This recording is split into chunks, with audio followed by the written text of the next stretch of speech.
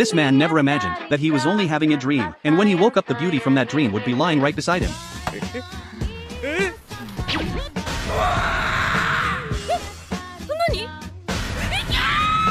He used to be just an ordinary office worker, spending his days doing nothing but working and sleeping, because in his dreams he could live in another world, and there he never had to fear getting hurt or dying, since whenever he was wiped out in that other world, he would immediately wake back up in reality. It wasn't until Jack and the girl from his dreams crossed over together into the real world that he realized none of it had been just a dream. What shocked Jack even more was that the girl had crossed over with him, but all of her clothes had been left behind in the other world. Helpless Jack had no choice but to go buy her some women's clothes, and got all kinds of strange looks because of it. When they got back home, Anna was visibly excited. Seeing how high up Jack's place was, she was sure he must be loaded. So Jack decided to show Anna around his world a bit. Anna was curious about everything she saw, but since she couldn't understand the local language, she could only rely completely on Jack. Jack told Anna that he might have the ability to travel back to the other world by falling asleep, and that he had accidentally brought her over with him. But Anna wasn't worried at all, because she really liked life in this world. Jack then said that if Anna really couldn't go back, he would take care of her for as long as it took, but deep down Jack still wanted to send her back to the other world. From experience, Jack had learned he could only bring lunchboxes back with him, so before going to bed he made sure to prepare a boxed meal. That night after Jack and Anna fell asleep together, sure enough they both crossed back into the other world, only to land right in the lair of a demon dragon. Jack hurried to explain that he meant no harm, then pulled out a drink he had brought from his own world. The dragon lowered its guard, and even transformed into the shape of a woman. But the dragon girl seemed far more interested in Jack's lunchbox.